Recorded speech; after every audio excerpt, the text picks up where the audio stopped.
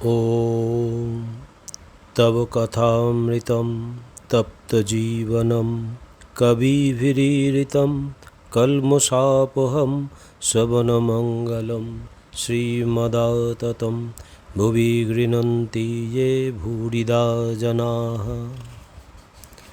শ্রী শ্রী রামকৃষ্ণ কথামৃত দ্বিতীয় ভাগ পঞ্চবিংশ খণ্ড তৃতীয় পরিচ্ছেদ শেষাংশ। সন্ধ্যা হইল, ঠাকুর ঈশ্বর চিন্তায় মগ্ন হইলেন। এত অসুখ, কিন্তু অসুখ যেন একধারে পড়িয়া রহিল। দুই চারজন অন্তরঙ্গ ভক্ত কাছে বসিয়া এক দৃষ্টে দেখিতেছেন ঠাকুর অনেকক্ষণ এই অবস্থায় আছেন। ঠাকুর প্রকৃতিস্থ হইয়াছেন, মণি কাছে বসিয়া আছেন, তাহাকে একান্তে বলিতেছেন, দেখো, অখণ্ডে মন লীন হয়ে গিয়েছিল। তারপর দেখলুম সে অনেক কথা। ডাক্তারকে দেখলাম, ওর হবে কিছুদিন পরে, আর বেশি ওকে বলতে টলতে হবে না। আর একজনকে দেখলাম, মন থেকে উঠল, তাকেও নাও, তার কথা পরে তোমায় বলবো। শ্রীযুক্ত শ্যাম বসু ও দোকড়ি ডাক্তার ও আরও দু একটি লোক আসিয়াছেন। এইবার তাহাদের সহিত কথা কহিতেছেন। শ্যাম বসু: আহা, সেদিন সেই কথাটি যা বলেছিলেন, কি চমৎকার! শ্রীরামকৃষ্ণ সহাস্যে: কি কথাটি গো? শ্যাম বসু: সেই যে বললেন, জ্ঞান অজ্ঞানের পারে গেলে কি থাকে। শ্রীরামকৃষ্ণ সহাস্যে: বিজ্ঞান। নানা জ্ঞানের নাম অজ্ঞান। সর্বভূতে ঈশ্বর আছেন, এর নাম জ্ঞান। বিশেষ রূপে জানার নাম বিজ্ঞান। ঈশ্বরের সহিত আলাপ, তাতে আত্মীয় বোধ, এর নাম বিজ্ঞান। কাঠে আগুন আছে, অগ্নিতত্ত্ব আছে, এর নাম জ্ঞান। সেই কাঠ জ্বালিয়ে ভাত রেঁধে খাওয়া ও খেয়ে হৃষ্টপুষ্ট হওয়ার নাম বিজ্ঞান। শ্যাম বসু সহাস্যে: আর সেই কাঁটার কথা?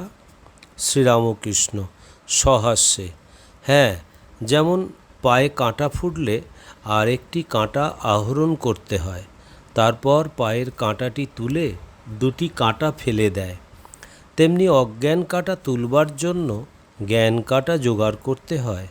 অজ্ঞান নাশের পর জ্ঞান অজ্ঞান দুই ফেলে দিতে হয়, তখন বিজ্ঞান। ঠাকুর শ্যাম বসুর উপর প্রসন্ন হইয়াছেন। শ্যাম বসুর বয়স হইয়াছে, এখন ইচ্ছা কিছুদিন ঈশ্বর চিন্তা করেন। পরমহংসদেবের নাম শুনিয়া এখানে আসিয়াছেন, ইতিপূর্বে আর একদিন আসিয়াছিলেন।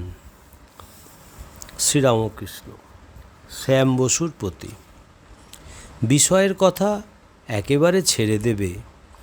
ঈশ্বরীয় কথা বই, অন্য কোনো কথা বলো না।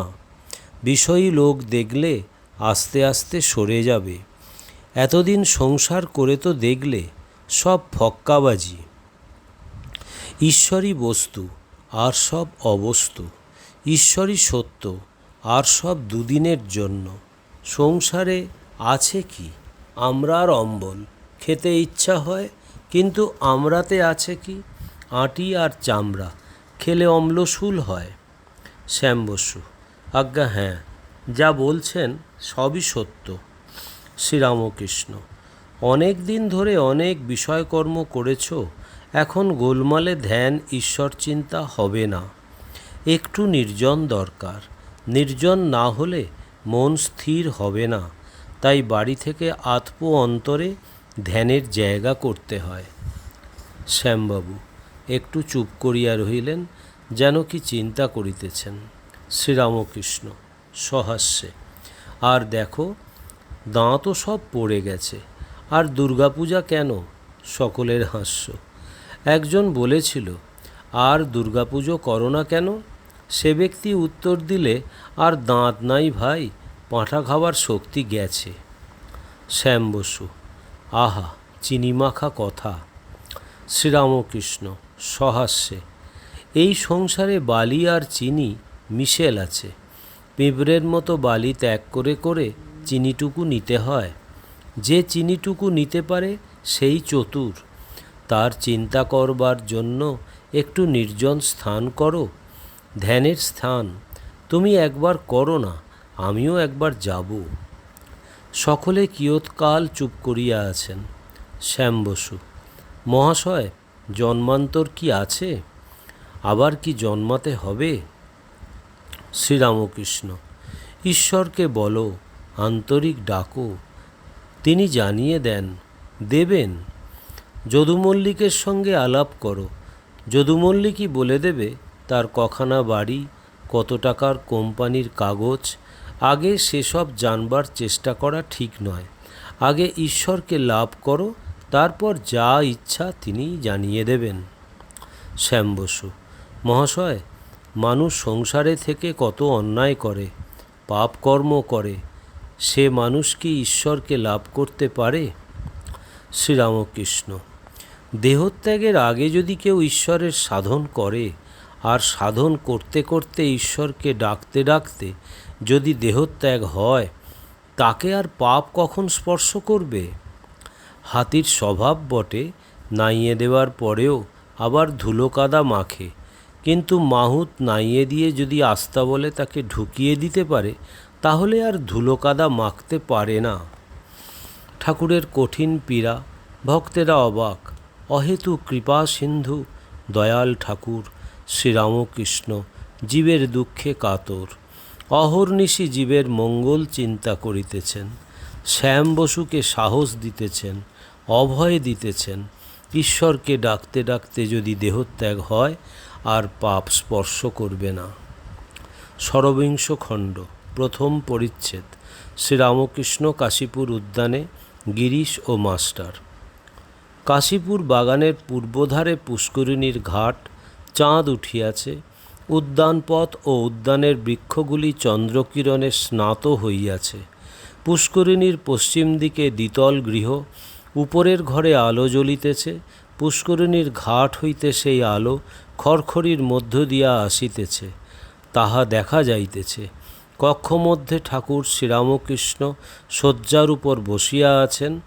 একটি দুটি ভক্ত নিঃশব্দে কাছে বসিয়া আছেন, বা এ ঘর হইতে ও ঘর যাইতেছেন। ঠাকুর অসুস্থ, চিকিৎসার্থে বাগানে আসিয়াছেন। ভক্তেরা সেবার্থ সঙ্গে আছেন। পুষ্করিণীর ঘাট হইতে নিচের তিনটি আলো দেখা যাইতেছে। একটি ঘরে ভক্তেরা থাকেন, তাহার আলো দেখা যাইতেছে। সে ঘরটি দক্ষিণ দিকের ঘর। মাঝের আলোটি শ্রী শ্রী মাতা ঠাকুরানীর ঘর হইতে আসিতেছে। মা ঠাকুরের সেবার্থ আসিয়াছেন। তৃতীয় আলোটি রান্নাঘরের। সেই ঘর গৃহের উত্তর দিকে। উদ্যান মধ্যস্থিত ওই দুতলা বাড়ির দক্ষিণ পূর্ব কোণ হইতে একটি পথ পুষ্করিণীর ঘাটের দিকে গিয়াছে। পূর্বাশ্ব হইয়া ওই পথ দিয়া ঘাটে যাইতে হয়। পথের দুই ধারে, বিশেষত দক্ষিণ পার্শ্বে, অনেক ফল ফুলের গাছ। চাঁদ উঠিয়াছে।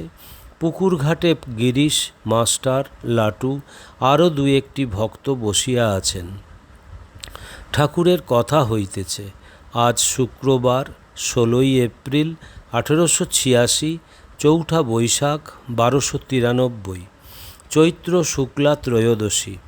কিয়ৎক্ষণ পরে গিরিশ ও মাস্টার ওই পথে বেড়াইতেছেন ও মাঝে মাঝে কথাবার্তা কহিতেছেন। মাস্টার: কি সুন্দর চাঁদের আলো, কতকাল ধরে এই নিয়ম চলছে। গিরিশ: কি করে জানলে? মাস্টার: প্রকৃতির নিয়ম বদলায় না, ইউনিফর্মিটি অব নেচার। আর বিলাতের লোকেরা নূতন নূতন নক্ষত্র টেলিস্কোপ দিয়ে দেখেছে, চাঁদে পাহাড় আছে, দেখেছে। গিরিশ: তা বলা শক্ত, বিশ্বাস হয় না। মাস্টার: কেন, টেলিস্কোপ দিয়ে ঠিক দেখা যায়? গিরিশ: কেমন করে বলবো ঠিক দেখেছে? পৃথিবী আর চাঁদের মাঝখানে যদি আর কোনো জিনিস থাকে, তার মধ্যে দিয়ে আলো আস্তে আস্তে হয়তো অমন দেখায়।